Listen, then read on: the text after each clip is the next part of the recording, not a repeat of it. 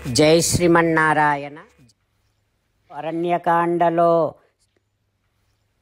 సూర్యచంద్రులు లేనటువంటి సమయములో సంధ్యా సమయాన్ని గాఢాంధకారము ఏ రకముగా ఆవరిస్తుందో, సూర్యచంద్రుల లాంటి రామలక్ష్మణులు లేనటువంటి సమయములో సంధ్యా సమయము లాంటి సీతమ్మను గాఢాంధకారము లాంటి గాఢమైనటువంటి చీకటి లాంటి రావణాసురుడు ఆవరిస్తూ ఉన్నాడు. రావణాసురుడు సన్యాసి రూపాన్ని ధరించి రామాశ్రమానికి వెళ్ళి అపశ్యత్ తతో బాలాం రామపత్నీం యశస్వినీం సీతమ్మని చూస్తూ ఉన్నాడు రావణాసురుడు. ఎట్లా ఉన్నాడు రావణాసురుడు?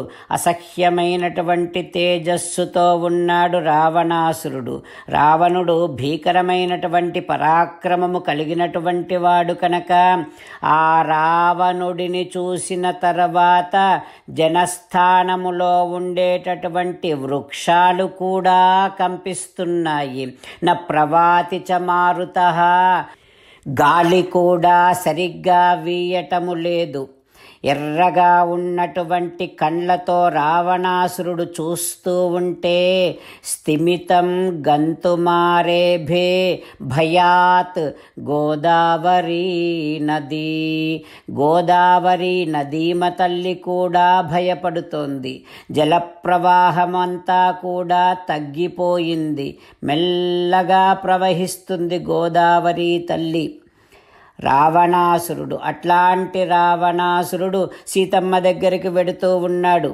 పరమదుష్టుడైనటువంటి రావణాసురుడు ఎంతో గొప్ప ఉత్తముడిలాగా వేషం వేసుకున్నాడు.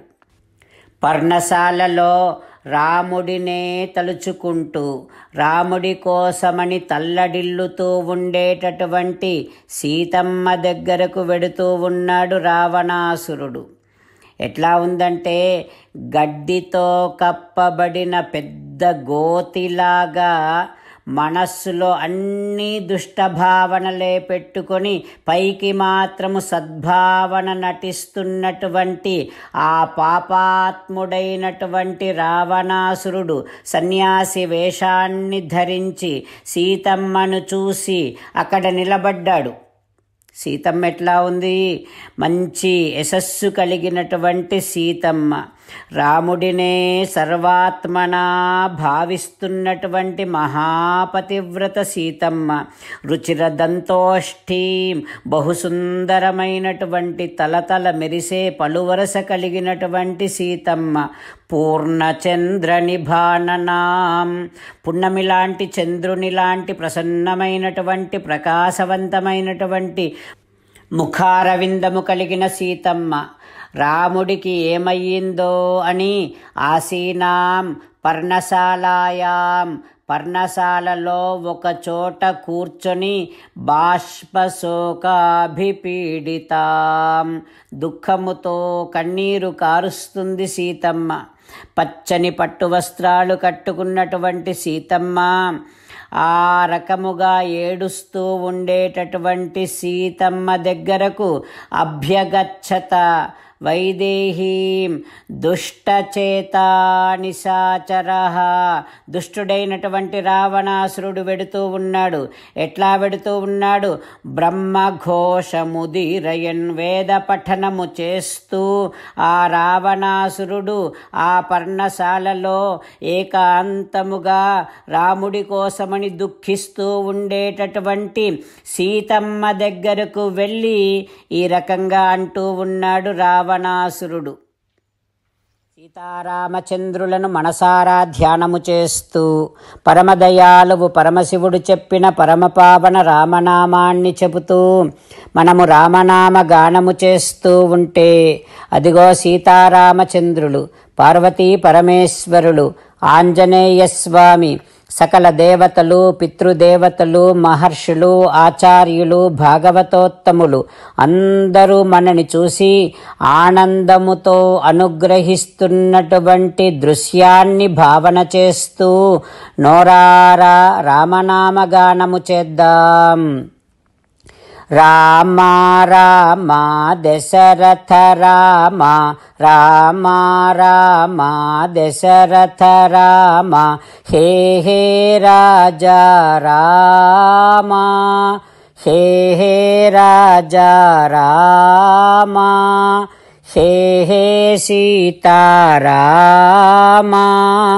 హే హే సీతారామ. జై శ్రీమన్నారాయణ. భక్తులకు ప్రత్యేకమైనటువంటి విజ్ఞాపన. మీకు అన్ని విషయాలలో వెంటనే మంచి ఫలితాలు రావాలి అనంటే ప్రతిరోజు 1 నిమిషం వెచ్చించి నారాయణాస్త్రాన్ని చదవండి. ఇక మీకు తిరిగే ఉండదు. నారాయణాస్త్రాన్ని పొందడానికి మీరేం చేయాలంటే నారాయణాస్త్రం అనే వెబ్సైట్కి వెళ్ళి మీ పేరు మీ ఈమెయిల్ ఇస్తే మీ ఈమెయిల్కి నారాయణాస్త్రం PDF వస్తుంది.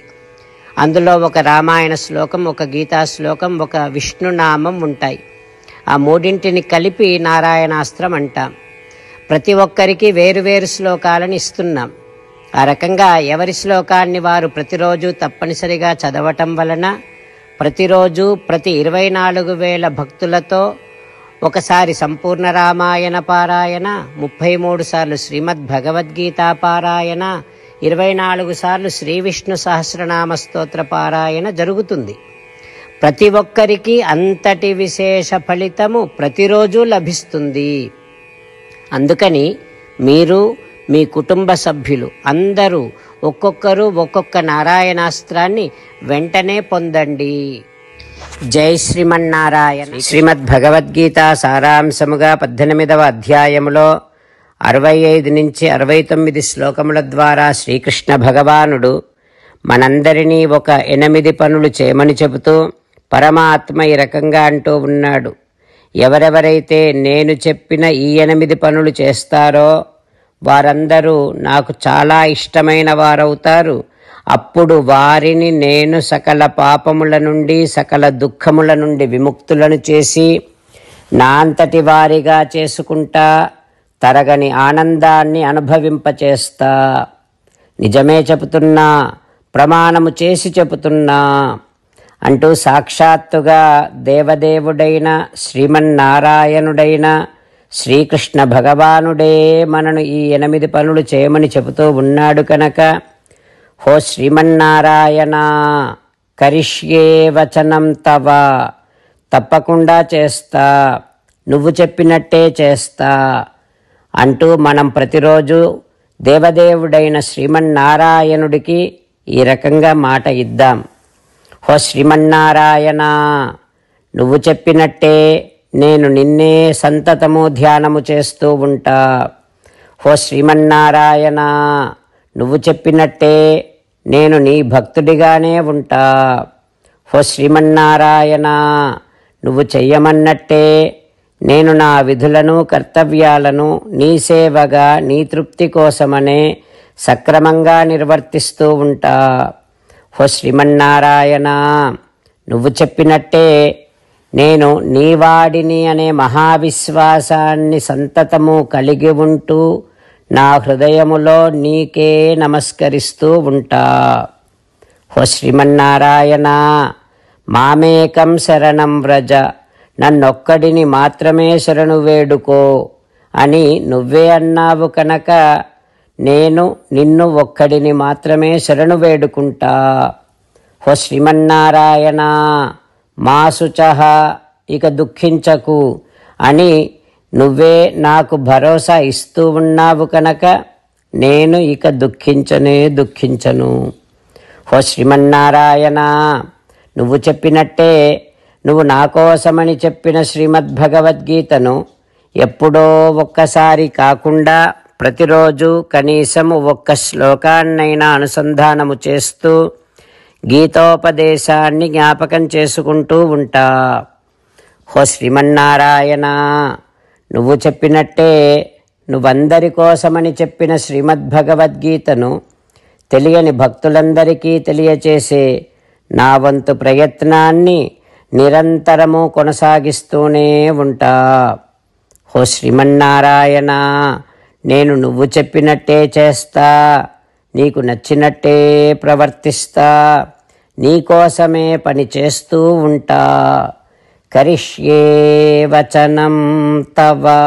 సర్వం శ్రీకృష్ణార్పణమస్తు. జై శ్రీమన్నారాయణ.